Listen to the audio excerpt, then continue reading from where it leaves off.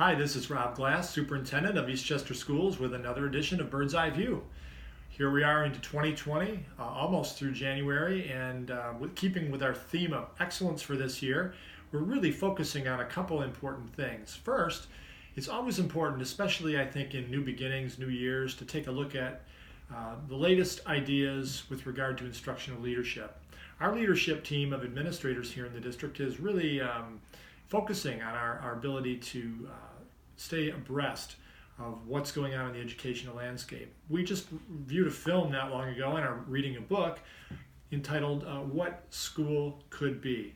And this book highlights some of the best practices around the country where teachers are innovating in classrooms in ways that are really inspiring to students, because as we all know, the world is changing. The kind of things that we have done in classrooms for decades, some of those things are very good and enduring, but some of those things can be augmented with practices that are a little more real world and can connect to the personal interest and motivation of our students. And where we see those things happening, we want to understand those things so that we can decide how we can do more of that in our system, find the places in our own school district where we're doing that, and maybe scale them up to system level. So we're gonna continue to look at that, but I want you to know I'm very proud of the thought leaders we have in this district all across every school, and certainly our building leaders have been enjoying that experience of providing excellence even in their planning for the future and their thought leadership. The other thing I want to touch on today, another aspect of excellence, is a quest that our school board has been on for a couple of years now, ever since the tragedy in Parkland, Florida. The district has been responding to community needs by looking at what we can do to make our buildings ever safer and ever more secure. Last night we had a school board meeting at which we discussed the possibility of putting a bond proposal on the March 24th, 2020 ballot so that our voters can consider whether they'd like to make improvements to our facilities to make our schools even safer. Currently, we have safety and security plans crafted with our Alteris consultants and with law enforcement and their partnership. We certainly have a lot of those procedures in place. We have social emotional wellness supports in place across our district, and we're always working on improving those. But the fact is we want to be prepared as much as we can be for anything that might occur from a bad actor coming from the outside. And this plan really would focus on hardening the exteriors of our buildings, providing single points of entry and secure vestibules, and also updating our surveillance technology and being able to have intrusion detection, things like that.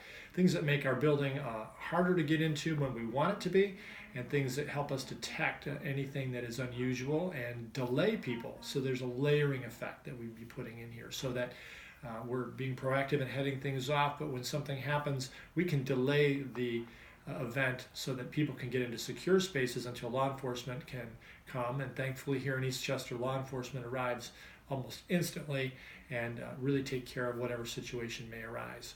So we've spent a couple years involving the entire community in this process. There's information up on our website. I do anticipate we'll be putting this on the ballot so that voters can decide whether they want to make this investment March 24th, 2020. And to get all of that information is really a wise idea. We're going to provide all that we can for you. This video is part of it. We have other videos, we have FAQs, we have presentations, and we will have community presentations coming your way in February and March so that everyone has maximum opportunity to be informed. We want to be very transparent in this so that when you're making that decision at the ballot box that you've got all the information you need.